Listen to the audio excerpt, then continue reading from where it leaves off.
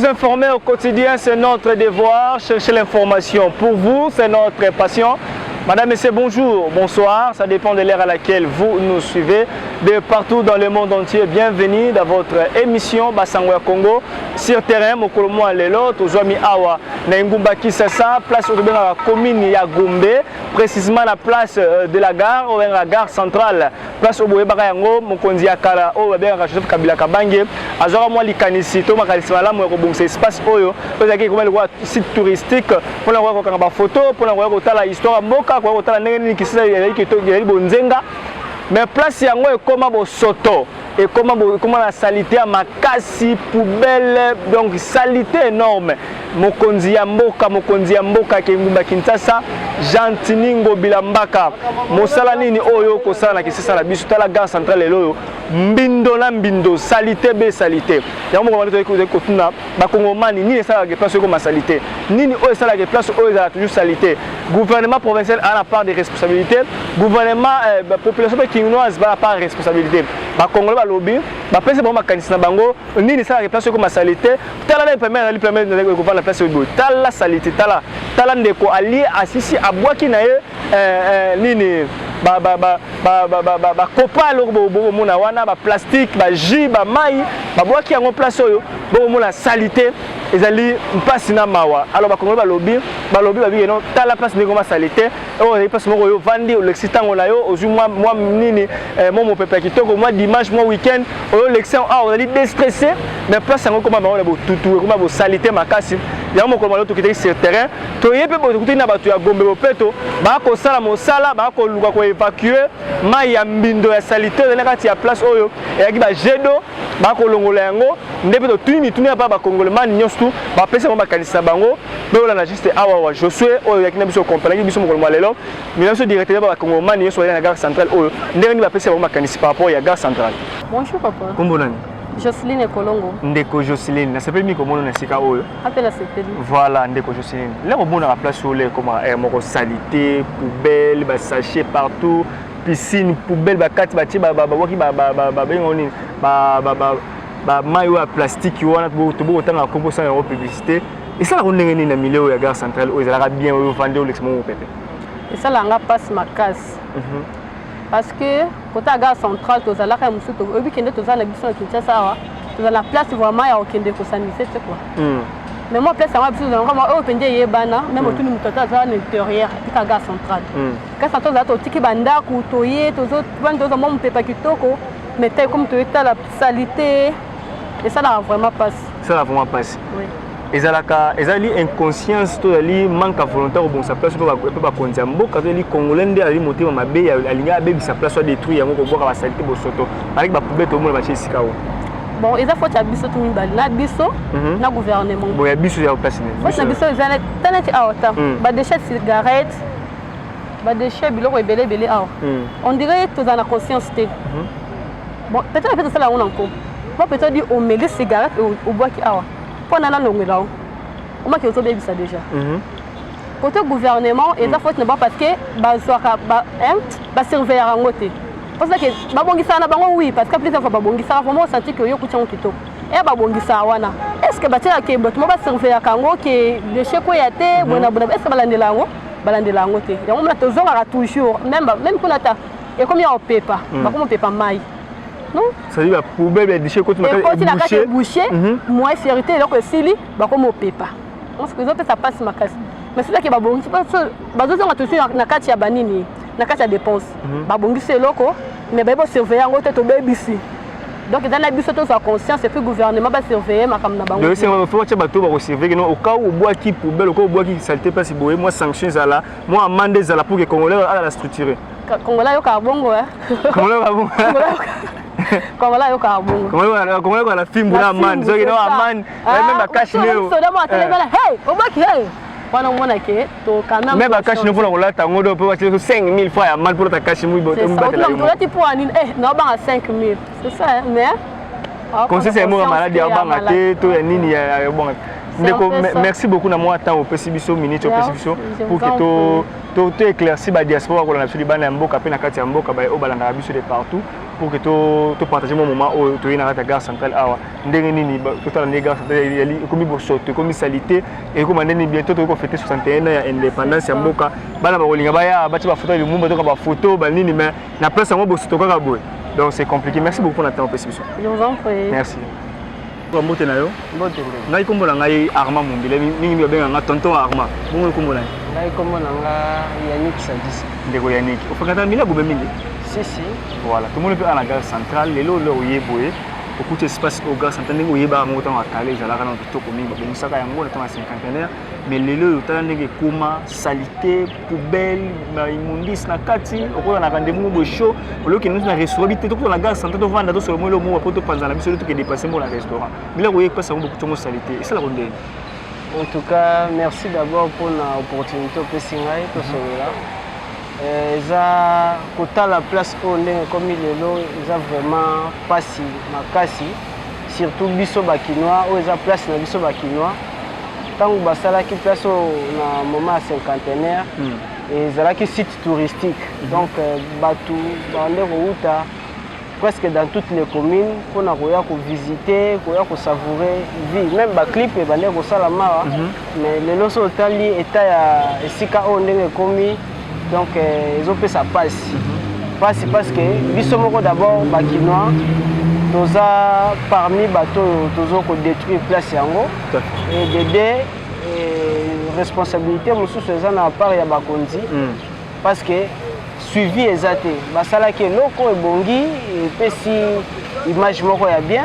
Mais après un temps, comme suivi exacté, batiki na bango place yango ndenge wana mutu nyonso akomi kosala oyo alingi bashege bazali awa ils font de n'importe quoi pe population biso moko oya omeli mai bouteille na kobwaka wana bouchon sachet olie gâteau olie boudin obwaki place wana donc yango rendre place oyo na état oyo ekomi lelo oyo visite eza lisusu te ekomi lokwa place moko ya bashege donc toza vraiment na baregret makasi yango tobetaka mbela na mokonzi ya ville province ya Kinshasa papa Gentimi Mbaka Ngobila batumeka vraiment kotia mayele mpona esika oyo toza basite touristique ebele mais gare centrale eza site moko eza historique d'abord il y a la gare ici awa eza carrefour ya boulevard du 30 juin donc eza esika oyo hôtel nini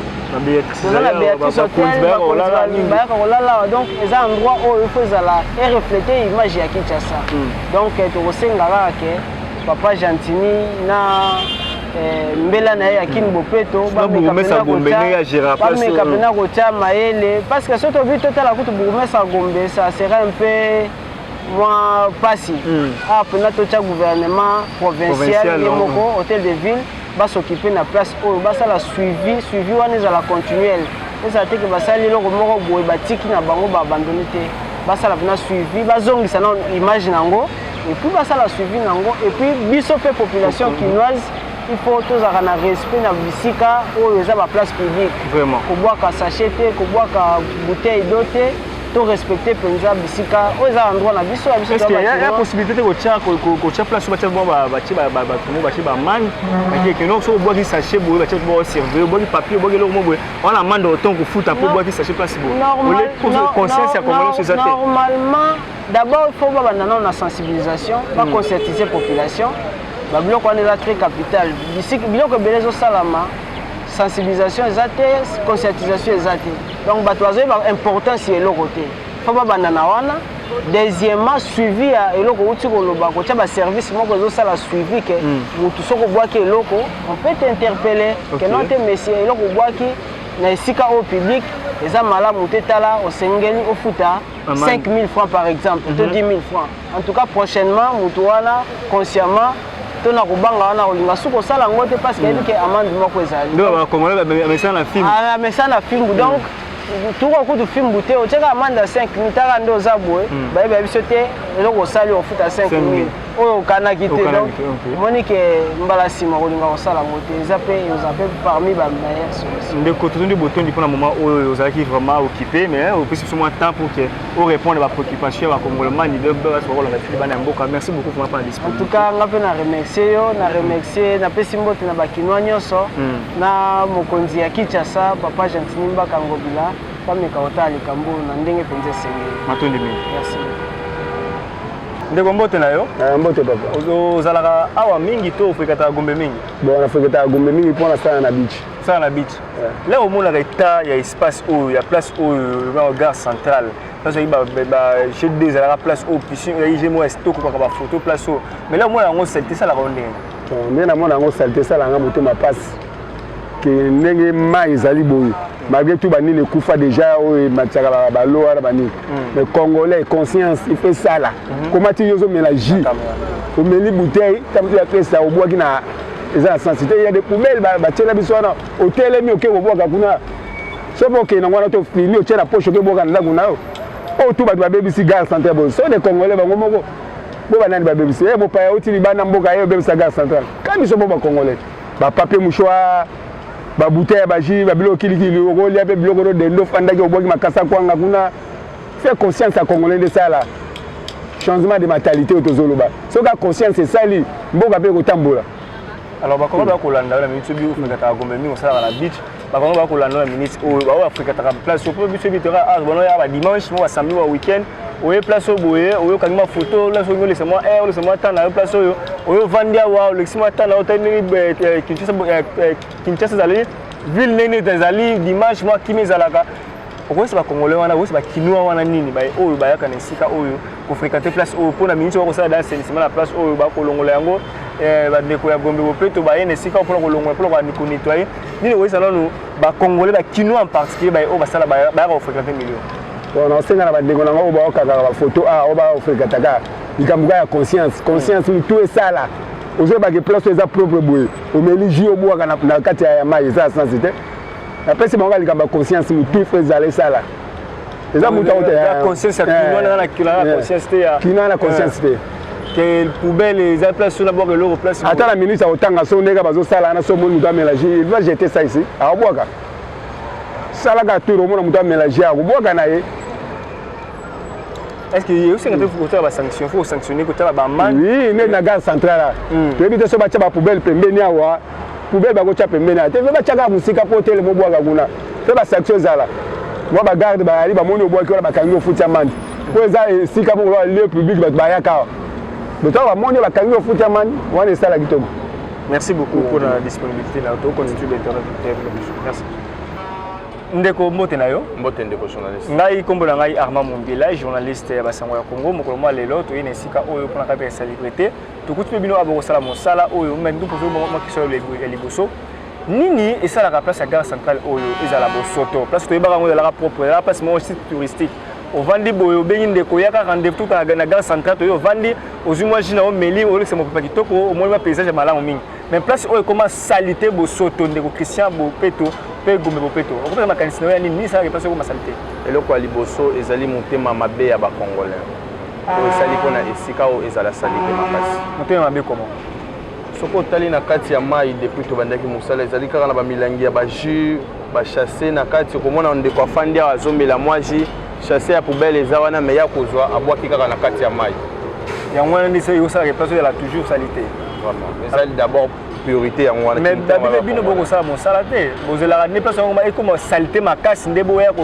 sala mosala bozola entretien du jour au jour to soit ko sala côté équipe mo o sala entretien esika o bosala yango te ndeko soki otali na commune ya Gombe na ba site na biso nyonso place de la gare place des évoluer ezali na bato bazaka permanent 24/24 na ba obalala ka pona ko maintenir bisite à la propre mais place nini ko ma salité so ba bato ba sala vraiment solo nini ko ma salité parce que to ye lelo to na biso un certain jeudi to ye ka otala nini ma mo so lelo jeudi za la bobo ce que samedi za la rande soki otali chaque tongo to sala ka bopeto mais okotala toujours à partir ya ba 15h soki bandeko batondi ebele muto afandi kaka zo mélanger abwaki na kati ya mai yango ne zo pesa biso mo pasi ba recommandation ni ko sala ka to ba lebo mona ke no loko ya bongo yo sala muta juji aboki na mai bino mo réfléchir nini pour na kolika ko barrer loko wana c'est-à-dire que ma problème il y a mentalité na conscience bino ba kongomani bino yo moto yali ko s'occuper na gombe bopeto gombe na maboko na yo peut-être gombe na maboko na yo nini o yo si on réfléchit ça pour na kolika ko sanctionner bato ba lolemi kani na bandi na mikolo ezali koya toni to placer ba poubelle na ba coin nyonso non ba poubelle eza déjà ba sachet ba poubelle eza déjà de partout mais ba poubelle ya chasser eza partout mais tongi to tia ba poubelle pembeni ya kati ya esika parce que na mikolo eza koya mai o ezozonga bazobongisa esika o tuni ba congolais ala ici ce que non il y a loko ya conscience si y a possibilité de ba sanction que mutatie boui à amende autant est-ce que nous ko réfléchir sur ya ngote que nous ba jamoro ya Gombe ya commune ya Gombe que bourgmestre go kazadi avec une place de site touristique ya gare centrale oyo ko tia bato ba ko landela que non ozui sachet o boki na kati ya place ya Gedo aux amende autant ozui sachet o boki na place ya lieu public aux amende autant vous réfléchir sur ya ngote pour sanctionner comme non ba que non Congolais abiga alingara mingi film toza déjà na ko préparer pour na ko placer les sous bateau ba ko zala uniquement pour la sécurité à ko veiller pour na esika o voilà l'air au la caméra ni no ko ba kinoa ba o ba fringa millions ou les week-ends journée o ba l'air ba meli jina ya bois qui plastique na kata lié ya meli mai na bois nini l'air au la caméra ko ba on puis ko isa la gentine ngobilani ali gouverneur ko s'occuper un peu coordonnateur s'appelle Germain Pound au quoi il s'est ni pour na soutien pour rendre place au sous salé la sengi na bande nyonso ba congolais bo moni ba effort tozo sala pour na ko maintenir ba effort toza ko sala ezali ba effort ya administration ya commune ya Gombe o ezali komi pesa mana excellence monsieur Fabrice Ngoy Kaza de bourgmestre donc eza facilité pour na ko maintenir place o sengi na bande nyonso sopo ina esika oyo sunga biso Gombe ezala propre ndengo kuti yango na ndenge pe ko bima tondi boto merci beaucoup. Voilà, bande balandi to comme vraiment na suka émission mokolo mo lelo na yaki a on esika o yaki un certain jeudi to yé mokolo mo lelo pour na kotala place de la gare ndenge nini koma na bosoto place de la gare ndenge koma la salité insalubre moyen ya kovanda esika te boko mona même je de je soko ba image ya mozato kuna o mona bato ba ko sala mosala pour na boboka mai ko bimisa mai na esika oyo mais bato te ba place ko kende ko vanda ko lexa ngungezalité a préféré ko vanda kaka bongo po salité wana vandi na ekaka donc ndeko ba ko na biso ndeko Gentini Ngobila ndeko Fabrice Ngoy Kazadi place oyo ko senga vraiment ko tia bato pour na ko surveiller sika oyo congolais lingaka fimbu congolais lingaka ba sanctionner soko sensibiliser de maloba boyo kaka te to mona même ba cash ne oyo pour ta cash ne oki maladie o 8 ba teli na amende 5000 francs donc congolais lingaka ba sanctionner pour que azo mama yele donc place oyo ko singa tia bato oyo ke no boki sachet boki poubelle boki loko boye ba sanctionner yo au futur meya pour OTT à yolobi au boire le sous place to to na on libre to benga Gentini Ngobila o Gentini Ngobila ba full mais biso mo de la ba full to cheka yango donc tout ba conscience ya ko linga ke ko bunda pour rendre place oyo libre rendre place oyo propre rendre place oyo habitable. Donc voilà un peu le belé. Merci beaucoup de jouer sur la caméra, Rancy na Massini, merci na yo Batubu Libanais, Mboka na France, na Belgique, na Chine, de partout na États-Unis, na Afrique du Sud, na Kenya, na Éthiopie, de partout dans le monde entier en Arabie Saoudite. Merci beaucoup Nabino, restez branchés, scotchés dans votre chaîne et vous ne serez jamais déçus. On est là sur terrain, politique, sociale, santé, tout là pour informer nous en temps réel. Bye. Ndeko mbote na yo mbote mon frère ngai ba benga mingi tonton Armand Mumbila ibongo ba de wala na libana mboka ba ko yeba so komona nga na opesa komona ngati na za peuple congolais étant donné un congolais na leki na moni musali ezo salima awa na bande kwa kin bopeto alors ezali nga mwa pasi parce que bazo sa musala mais soko tali kuna pemena hôtel Béatrice il y a de sœurs et de frères bavani na kiti il y a pas moyen que balongwa parce que baza na posa ya ovanda wana bana posa olekisa mwa temps na bango avant que bakende alors vraiment esalinga pasi mingi na motema et puis si je vois de l'autre côté il y a un photographe asombi raclette sur place abandi nettoyer mai pour que coin na etika la mwa propre sur muto aleki bakanga ye akanga photo asa musana na ye mais natali na kati ya Gedo oyo niveau ya salité oyo eza awa personnellement to bano na biso mon ba frère congolais est-ce que Tony Lingi soko tali ba bouteille d'eau eza na kati ba sachet à eau pure et belé et bloqué non même canalisation il y a mai personnellement avant peut-être ceux qui ba bloquer pour quelle raison on ne sait pas mais ekangina une canalisation ba machine wana moyen fonctionner ezati. Et ça n'a vraiment pas si makasi. N'habite ceux qui compétence oyo il est censé à cause de la gouvernement central, tout na gouvernement provincial. Normalement provincial ministre environnement provincial, il y a des associations qui s'occupent d'un coordonnateur et à Bopeto. Alors je me demande, est-ce que bourgmestre n'est censé nourrir ba petit na pour que ba tia Bopeto ou bientôt gouvernement provincial. Alors si c'est le cas, tous ces na bino ba kondia gouvernement provincial. Où est à Kinshasa? Et en plus miroir il y a Mounene Neza Moutaouti Brazer au Katsa. Et là, il y a la gare centrale. Hôtel Béatrice, gare centrale Onatra, place Sozacom, à telle place, il y a Gédo à Kopi, au Pemana et puis à Leki. Mais ça fait la honte. Ça fait vraiment la honte. Je me demande si on est où avec nos autorités congolaises. Bolikaka, chaque jour, y compris le président de la République, passe ici. Même le président de la République a côté les 2 secondes pour boire Camille. Franchement, je ne sais pas où est monsieur le bourgmestre, ou monsieur le gouverneur, ou monsieur le ministère, il y a oiseau s'occuper dans Makambo. C'est choquant. Vraiment. C'est vraiment choquant. Mais le message nous ne sait pas, il y a ministre de l'environnement, coordonnateur, il y a Bopeto. Na ba population congolaise ba yo ba ko na biso minute ni okuko isa bango population zeli passe mingi na legi na derrière un reportage en mususu mais na mina le rata no gars central tala kaka boye et ça nga passe pour informer population congolaise makambo ko leka awa le ko tala bango ko isa bango nini ba konzi toza mboka mususu te soki RDC o tenzamba pesa biso alors c'est aux éli muta ou talibanda pour que ko bomisa awa tozo rêver tozo suna temps ko perdre te ya mukie o bozozwa pona obongisa mboka bobongisa toza vraiment na pose ya bisika na biso ezalaka kimia na weekend oleki olexi mwa temps na yo awa eza te kitokenda kolula esika bato misusu libanda aussi longtemps que bino baautorité na biso boza awa bozotala souci na biso te vraiment tosengi na bino boya kobongisa gare centrale place oyo eza très important pour le jeune ainsi que tous les enfants bana ebele baya kosakana et comme ils sont à place à la photographe et comme ils sont à place à la GMI tout cas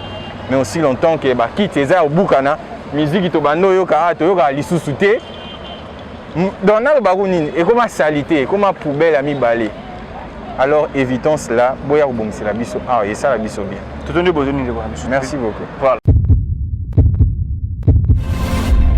Eshima, votre magazine qui bat au rythme de l'actualité. Édition spéciale au cœur de la lutte contre les détournements des fonds publics et autres faits de mégestion, l'inspecteur général des finances Jules Alinguete est la pièce maîtresse de la stratégie antifraude de l'ère Tshisekedi. Expert des finances, en moins d'une année, Jules Alinguete a su dire halte aux détourneurs, dénicher les fossoyeurs de l'économie congolaise et déjouer les stratégies de vol des deniers publics au point de devenir le symbole de la lutte contre la corruption en RDC.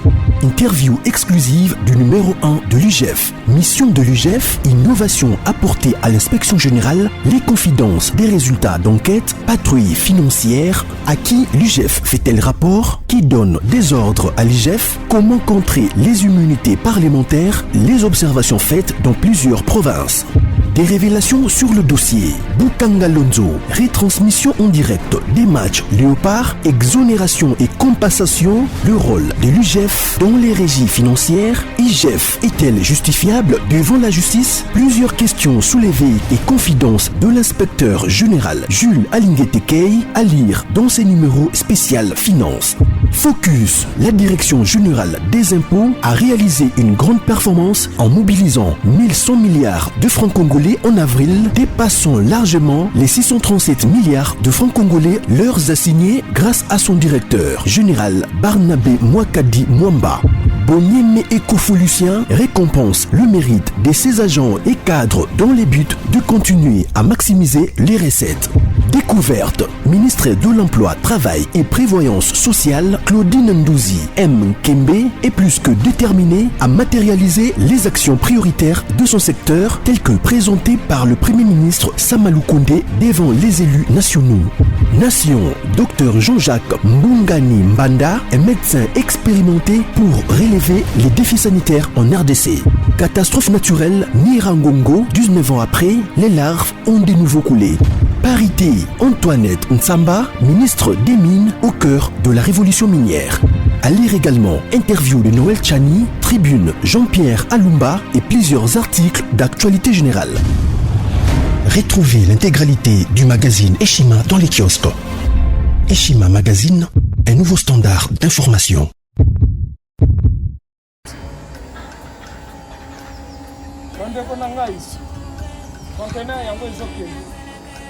Le 26 mai, les conteneurs. Conteneur chaque mois. Donc, next ekozala le 26 mai. Olingo tinda velo. Mutuka. Lise aussi okangi. Biloko tout, omemaka na biso. Benga biso, comme ça, toya, so mema biloko totinda na Congo.